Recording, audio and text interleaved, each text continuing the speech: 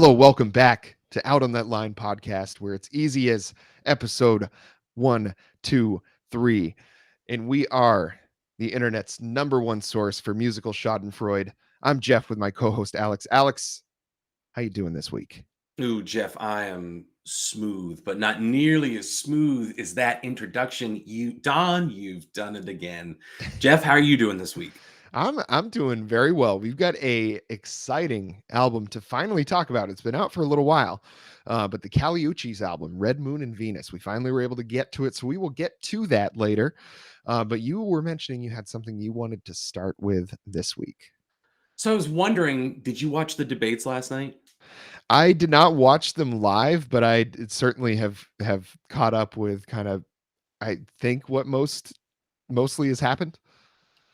So you've probably seen some clips, and that's what I did was I caught some highlights. Tanner live tweeted it at me, which was very entertaining. Then today I caught highlights and I read up on who won, who lost, as though you can quantify such a thing. And found some pretty interesting little bits and consensuses and stuff. It was delightful. This country is 100% not fucked. Don't worry, Jeff. We're going to be just fine. Oh, if last night was any indication. Yeah, we're going to be just fine. The former president was just indicted today, as we record on Thursday, down there in Georgia. His chief of staff also indicted down there in Georgia. They released 9 mugshots, one of which was Rudy Giuliani yesterday. Rudy's is chilling. Yeah, so that's right now the guy that's leading the polls for the Republican side of things in American politics is a guy that could very well be in jail by the time this election happens. And good riddance to him if that is the case. But man, what a weirdo Ron DeSantis is, huh? Oh, Ron DeSantis. We'll get into Ron DeSantis, Jeff, because I want to pose a fun little game / question to you. Let's talk about campaign theme songs. Mm-hmm. We got to pick a campaign theme song for each one of these idiots. So what are we going to do? I'll start. Okay. Let's just get Biden out of the way, right? What do I think Biden's campaign song should be? Alive by Pearl Jam. Is that like a dark brain? He'll do that just as a dark Brandon thing. I'm still alive. It's just laser beam eyes. Yeah, I'm still alive, Jack. Yeah, corn pop. Yeah, that's a good one. Really throwing people for a loop. Everybody's saying that he's not in fact alive. I think that's one of the conspiracy theories going these days. Weekend at Biden's? I don't think so. I've never seen a more vital man. Yeah, I think Trump's is gonna have to be I Fought the Law by The Clash. Ooh. Yeah. That's a good one. The one I was thinking about earlier was Without Me by Eminem. Ooh, that's a good one. What about Renegade by Styx? Ooh, boy. These are some good ones. These are some good ones for Trump. See, that's the problem. That's why this guy's so popular. Because you can do so many. He's like Mr. Potato Head for idiots. You can just stick a bunch of shit to him and it's funny. Yeah, that's I think, who was it? Shane Gillis, was that the guy that we watched? Yeah. And he says, if anybody, Trump would be the funniest if he got shot. That was such a goddamn funny stand-up. That was so good. Incredible. And he does an incredible impression. And the point that he makes, can we admit it was kind of funny to watch him beat up on dorks on the debate stage? Hey, fair enough. Because that's what happened last night. It was just dork city. It's a good thing he didn't need to be there, because he looked at this and was like, stupid. First of all, stupid. Second of all, lame. Yeah. Well, he's literally driving to jail. Decided not to show up because it's like, well, I guess you probably couldn't get like an early morning flight from wherever the debate was down to Georgia, where you had to turn yourself in on like some bad charges, buddy. How do you get from Milwaukee to fucking Georgia? Yeah. And we had the world's #1 Springsteen fan, Chris Christie. It's my guy, dude. That Springsteen refuses to acknowledge even exists. It's so funny. Like, that's I love Bruce Springsteen, and I know that the saying "don't meet your heroes," I think that's only true for Bruce Springsteen if you're Chris Christie. Yeah. That letter that he wrote, bless his pea-picking little heart, where he was like, I remember being 13 and it was Little League and the anthem of the year was whatever the fuck song. And I just couldn't. It was the soundtrack of my youth on the Jersey Shore. To then meet Bruce Springsteen and have me be like, yeah, I actually fucking hate you, you fat piece of shit. You got a fupa. Oh, it couldn't have gone any better because like Bruce is typically like he's always sided on the generally like the left side of things, but he's the like support blue no matter who kind of Democrat, very Yeah. boomer. As much as I love Bruce, but yes, absolutely. His political stances have been like the generally like, oh, we should do good for people kind of Yeah. thing. And when it came time to acknowledge that Chris Christie was a huge fan, he opted out. He was like, you know what? I got enough. Don't do me any Sometimes favors. Sometimes you got, listen, I'm a 75-year-old man with a soul patch who wears leather cuffs. I'm not allowed to have a bakery fresh take. I'm holding on for dear life. So I don't know. I would kind of like to give Chris Christie the win on this one. I thought about it because it's like everybody fucking at that debate fucking hated Chris Christie. They booed and hissed every time he spoke. And he just kind of like took it on the chin. And I'm like, you're thinking about this all wrong. You hate Donald Trump, but you need to borrow a page from his book.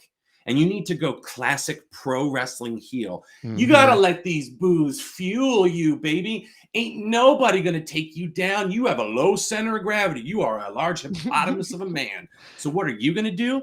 He's going to get an outfit like Bruce Springsteen had on the cover of Born in the USA, where he's going to have the hanky hanging out of his ass. It's going to be the size of a tent. He's going to have like giant blue jeans pulled up to his tits and a white t-shirt that leaves nothing to the imagination. He's going to ride in on a fucking ice cream truck, fucking blaring 10th Avenue freeze out, throwing every other ice cream bar out to the crowd. Take a little bite, throw one out. Ooh, this one's for Chris for later. Throw one out. He's just got to go with spectacle. Like, it's great that he wants to slam Trump, but you got to give us a little bit of the showman, man. Because if you're going to dunk on Trump, who's the ultimate showman, you got to have something there, man. Yes. So that one's free, Chris. Go ahead. Yeah, that's and he should absolutely go full on heel. He'll never, even if he does it, it'll be entertaining at best for him. Because I don't think anything he's going to do is going to work. Like, I honestly think we're going to end up with Trump running for president. Like, I really, yeah. And the problem is there's so many people that are going to vote for him. I mean, it's going to be terrible. Well, and that's the thing was like all last night, every time Chris Christie was like Trump, it was boo, hiss, and it wasn't them booing Trump. And every time that Vivek Ramaswamy, that guy, every time he opened his mouth, the Trump people were like, yes, okay, we like this. We recognize this. And then they would turn to Ron DeSantis and a fly would crawl in his mouth and he'll just crunch it and laugh to himself. So he was out to lunch. He freaked the fuck out. What do you think Ron DeSantis' song is going to be? So I think Ron DeSantis will pick whatever he thinks will make him seem the most like warm and relatable to other people and to his base specifically. So what's he going to do? Try that in my small town. But he's going to play it through his phone. And about 15 seconds in, he's going to accidentally fuck up and switch to a voicemail that's just him arguing with customer service for like a dick pill. I told you it didn't work. It made the hives worse. I want my $36 back. Like, it's going to be that, or it's just got to be the Curb Your Enthusiasm tubas. Those are my two picks. I was thinking it could have been like Who Let the Dogs Out, or maybe the Macarena for him. You know, he's just trying to have a party. Like he's like, what song do people like to dance to? Macarena. And his weird facial expressions last night. Like, that was an all-time weirdo crew up on that stage last night. Dude, it was a gallery. It was an absolute gallery of delights. Mike Pence, God bless him. He's a literal ghoul. He'd be something by Pat Boone or like Perry Como. Yeah. That Battle of New Orleans song. I didn't know that might have been Pat Boone. Hey, that was Johnny Horton. 1814. Yeah, don't be slandering that song. My dad had that on vinyl. I would listen to that song all the time back in the day. I knew in 1814 we took a little trip along with Colonel Jackson down the mighty Mississippi. We took a little bacon and we took a little beans and we fought the bloody British in the town of New Orleans. See, there you go, Mr. Pence. That one is also free. That one belongs to me. I'm saving that for when I run for president. Then Mike Pence should enter to the Underdog theme song. Get himself all hyped up. Ooh. Or just, I think, any church song, Yeah. Our God is an awesome God, but he can't raise his arms over his head because that would be sinning. They got it. The one Hands that down, sounds all like times. the one that sounds like Gloria. They keep it sounds like you keep saying Gloria. I never knew what the actual words were, but when we had to sing it in church, I just knew that it sounded like Gloria, so that's what I sang. Yeah, you just make sure you shift from foot to foot and have your mouth open, and everyone will think you're doing it. Yeah. Just got to move your jaw once in a while. It's fine. You'll be fine. And with the amount of coke that some of those guys on stage were doing, moving their jaws around was not going to be a problem. Bless them. Bless Vivek Ramaswamy. He's probably not going to make it another month in this campaign because he's so caffeinated. Yeah. So, yeah, the barista made him an extra strong dose. It was a good coffee. Yeah. So anyway, that was my one thought, was how do you make this fun? And you come up with little entrance songs, campaign theme songs for him. What would Vivek Ramaswamy's be? He would just straight up steal whoever the most popular candidate was. He straight up ripped off Obama. It'd be something by Pitbull. For sure. Worldwide. Yeah, it's for sure something by Pitbull. It's just Fireball. Oh. Do you guys like this song? Might get my vote. Hey, Martin Shkreli's going to be my running mate, FYI. Oh, God. We need to get the pharmaceutical industry under control. This guy's going to do it. Fireball. Well, that was fun. Oh, that was good times. I love Pitbull. We need to do a Pitbull show sometime. I know you do, buddy. Mr. 305. Mr. Worldwide. Yeah. Dale. He's just a wonderful artist, wonderful human. Went all the way up to Alaska for a show because they voted to have a concert performed at the Walmart that gets the most votes. And it was some bumfuck town in Alaska. I guess they're all bumfuck towns in Alaska, but that one was especially bumfuck even for Alaska. And he went up and he performed it. I guess he had a great time, met a ton of them, and he's gone up a couple times since then. See, so that's your Pitbull slander and get it out of here. We'll give this one to Mr. Worldwide. Yeah, damn right. Give him a little polish, a little rub on the head. There you go. Die, buddy. Well, what do you say we talk a little bit about this album from the artist Kali Uchis, the album Red Moon in Venus? Yes. Correct. What would you like me to talk about?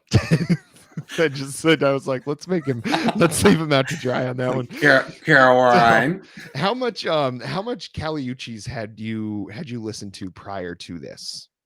So a couple summers ago, somebody gave me some chocolate that may or may not have had a little psilocybin in it, and it was just enough to make everything kind of like sparkly and uplifting, a microdose, if you will. Mm-hmm. And I remember I was like, I just want to listen to some music right now. That sounds lovely.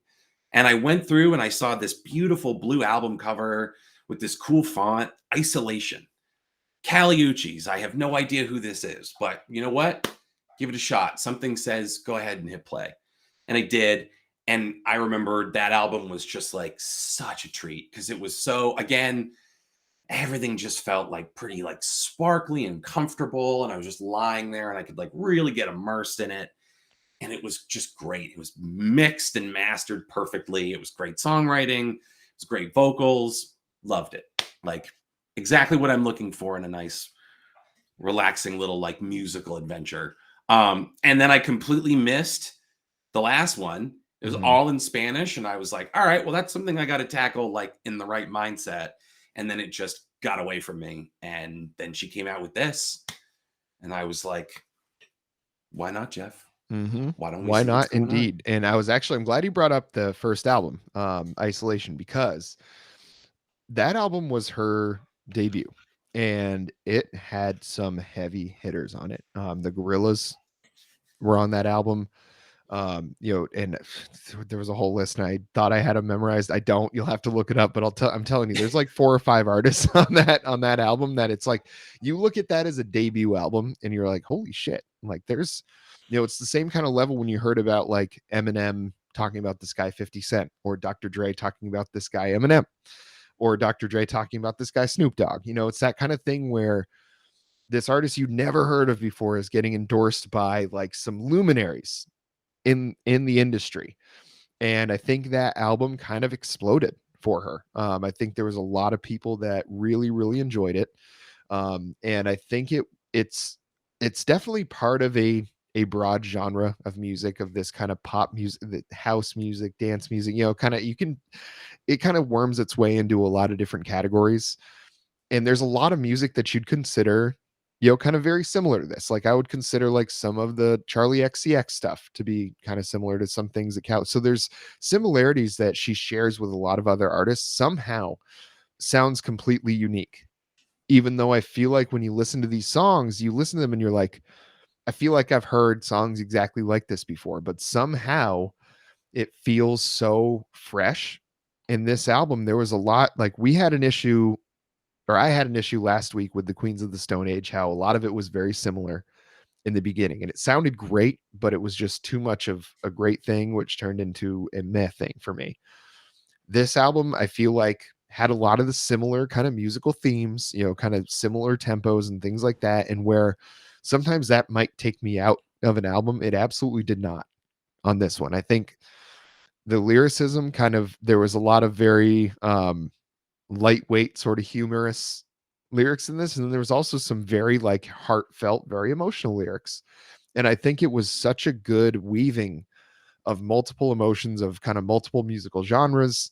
I really, really enjoyed this album kind of all the way through. There were definitely some standout songs, but just in general, really, really pleased with this one. What I love about her is that she manages to combine all the things that I love, elements that I love in other people. Where it's like you have someone like Rina Sawayama is doing some very like daring experimental stuff with pop. And that's kind of what Kali Uchis is doing. And then you've got like you mentioned before we went on, you're like, oh, there's a lot that sounded like Silk Sonic. And it's like, absolutely. So Mm-hmm. there's an aesthetic, there's a sound, And Tame there is Impala. Tame Impala that, yes, Mm-hmm. exactly. So there's like a production element, an aesthetic, a sound, an identity, and not a persona. It's an identity. It's just like kind of like brash what she does, not brash like, Megan the Stallion will be like, let me tell you about the results of my last gynecological exam, Yeah. 4-minute rep. And Caliucci's like definitely says some like saucy shit on some of these songs. I can think of one in particular that's not very YouTube friendly. But it's not like she's not putting something on and trying to be like audacious. She's just kind of like playing with her own thoughts. It's an identity, it's a personality, it's not a gimmick. I love that. And then, big Elvis Costello guy, and my favorite thing that he does is he has a structure, but within that, he's willing to go on tangents from phrase to phrase that you wouldn't necessarily think of. So like the way Post Malone did it, where it was like, my garden was dying and the caterpillars came to knife. Like, it didn't work with him, these weird tangents he went on, because he didn't really have a concept for it. He tried too hard. Caliucci's is just always like, you think she's going in a certain direction, then she's going to hop onto something that's technically correct, changes the whole song. You didn't see it coming, and it's not jarring. It's just like she's like sure-footed as a mountain goat. I tell you Mm-hmm. what, it's pretty like incredible, her deftness with the songwriting and how she pulls it off. Yes, and I think this is the kind of album I was hoping we were getting with like Doja Cat's last album. This was Mm. the kind of level that I was hoping to have. Where it's just, it's familiar in kind of the, the sounds that you're hearing, I guess. You're used to hearing those sort of tempos and tones and things like that. But the combination of it kind of going somewhere you don't expect several times during the album, it's enough and it's spread out in such a way that it really snaps you back into paying attention to what's going on. I think that's one thing, that where an album that has sonically doesn't like have a huge variation throughout the album, sometimes you can get a little lost in those kind of albums. You kind of lose your place of where you are. And while there's a place for that in needing to kind of digest the whole thing at once, There's a couple Death Cab albums like that. I'm not going to lie to you. I love Death Cab, but they've done that a couple times where if you listen to it, there's not really any big time bangers on the album that really snap you back into focus. That was a problem I think we had with the Carly Rae Jepsen album, is that, all of it was like well crafted and fine, but there was nothing that provided like a something for you to latch onto.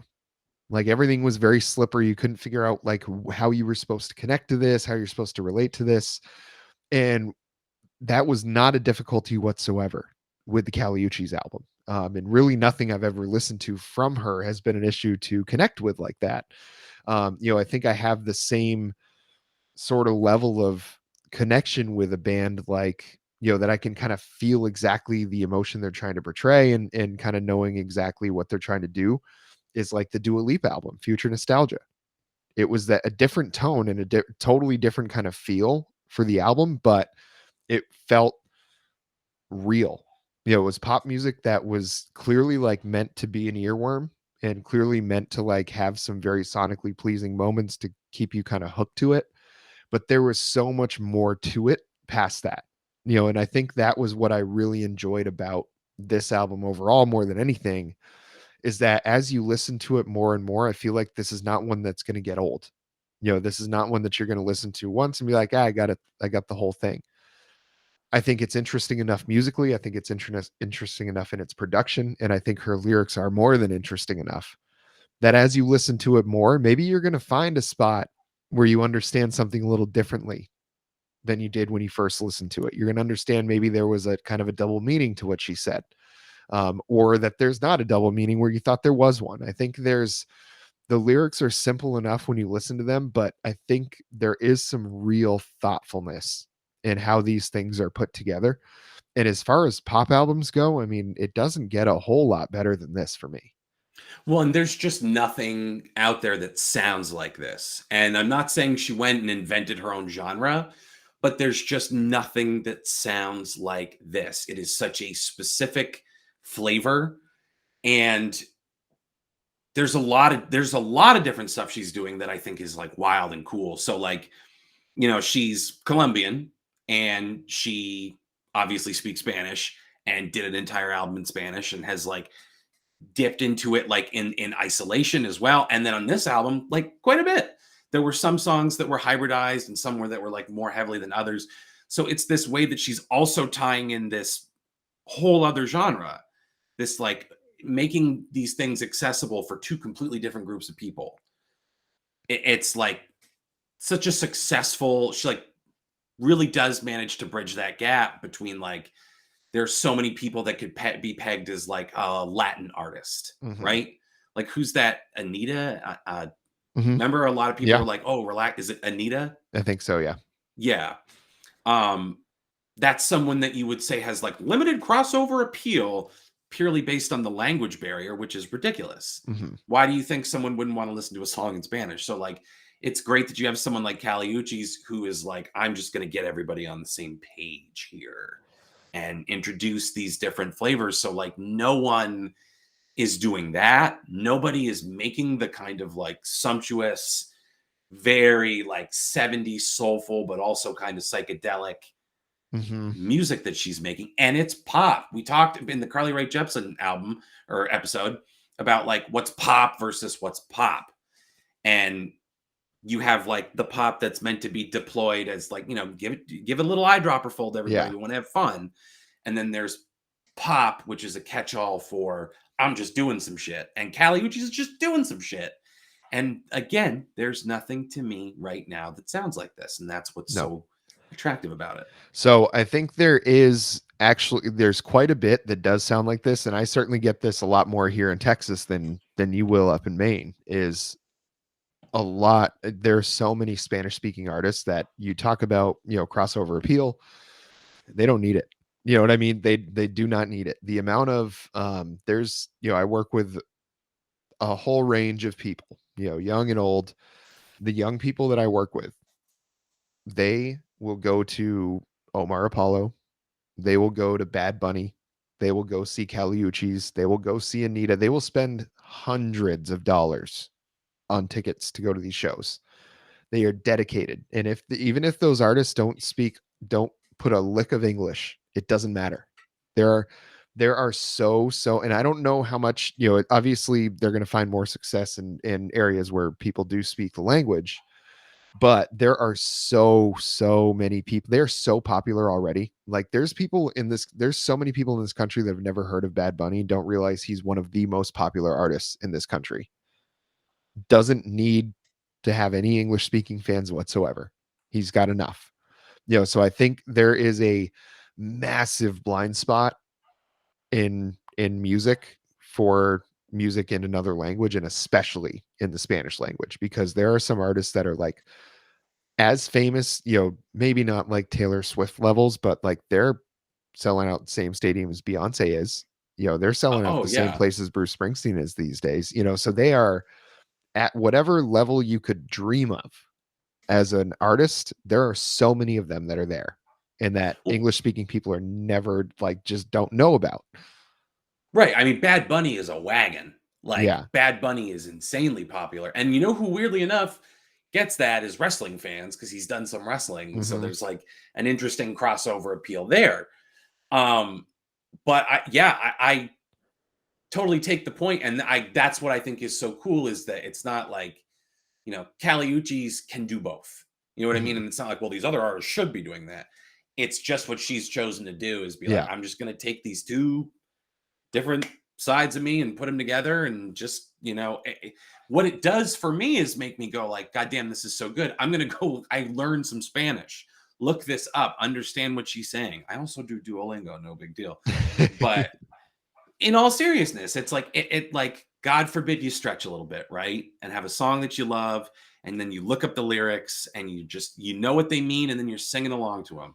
Like I literally forget the Spanish translation because when I heard it in my head in English, but every time I look in the mirror, I see a doll, is one of the lyrics on this. And it's Hmm. like that's beautiful in English, but it snaps in Spanish. It's Hmm. wonderful.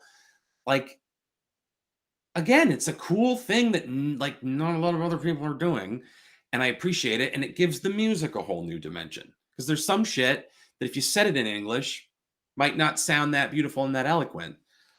So she takes that in a different direction, and like vice versa. Like I just like that again. No one else is doing that kind of shit. Hmm.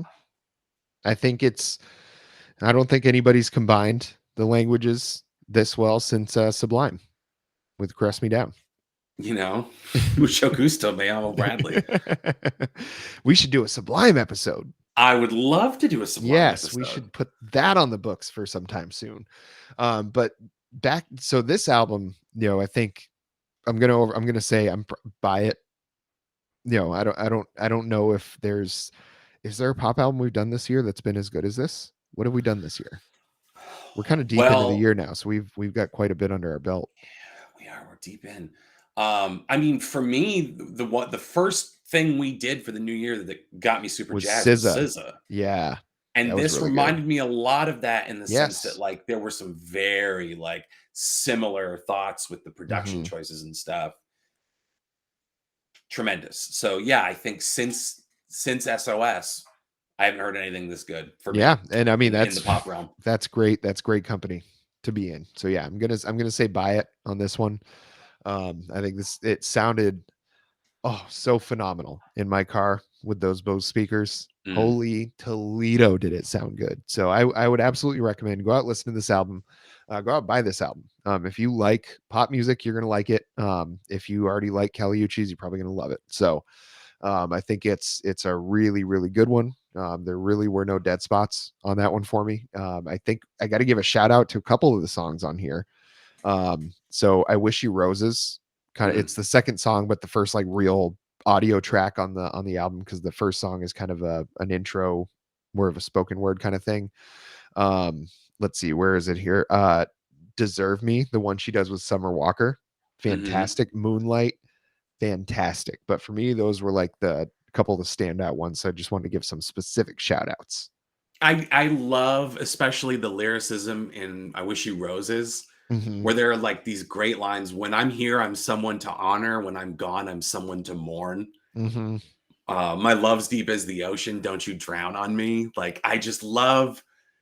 Oh, those little Yes. things like that. And these songs are full of them. And I love God, the title of the next one's escaping me, but Are You Still Down? That Worth the wait. song, Worth the Wait, and boy is it. Mm-hmm. Just that line where she's like, baby, take off my clothes, cause I got something to show you. I mean, it's again, I love Megan the Stallion. I love the way she does what she does, but it's such a nice contrast from that to just like that's so like 60s, like that kind of like 60s Yeah. aesthetic that this whole thing has, that kind of like Austin Powers bossa nova lounge type Yeah. thing. That's just such a like playful way to do that. And I don't know, it's the stuff that makes me smile because she's not being silly, but I just like it's the shark. Your sexuality is the shark in Jaws. You're just kind of letting me have fun with what I'm not seeing. Yeah. Yeah, I mean, these songs were all every time I was like, we'll probably hit a lull here soon. I'm like, no, I'm still thoroughly entertained. So Love Between was a highlight for me. Mm-hmm. Love between two human beings. It's so fucking good. So obviously, you ain't got to tell me to go and buy it. I already did, and it'll be here tomorrow. Dang, look at you go. Look at you go. I'm gonna have to, maybe I'll go down to the record shop tomorrow and pick it up because it's super good. I'm excited to get it on CD as well and hear it There you on go. CD on my speakers. Whew. It's gonna be a good day. It's It's gonna gonna be a be good a day. great day. Yeah. Great day And for everyone. we were talking about SZA, we were talking about past things, Dua Lipa. We've done episodes on all these people. And I think there's one place that you're going to be able to find all that your heart desires when it comes to Out on That Line episodes. Well, if you want to find everything that your heart desires, I suggest you go to church. You can read more about it in the Bible. But if you want to find some earthly trappings that might make you forget that, you're a bad person and that there's a gaping void in your life, well, let us fill you up. We are a biscuit. Let us sop you up. Let us provide you with the spirituality, with the knowledge, with the love that you so desperately crave. You're not going to find it at the bottom of a bottle or under the bed of a Tinder hookup, okay? You're going to find it at youtube.com/C/out on that line. That's right. There's reaction videos. There's all the back episodes of the podcast. There's the weird little side series Tanner and I do on the record. You guys don't really watch that one, but maybe you should. I put a lot of work into them. And they're pretty good. At youtube.com/C/out on that line, we have everything. To quote Modest Mouse, we've got everything. We've got everything at youtube.com/C/out on that line. You just have to subscribe, turn the notifications on, like the video, all that stuff the annoying influencers are always telling you to do. Well, we want you to do it too, but better at youtube.com/C/out on that line. That was your best one yet. Until next time.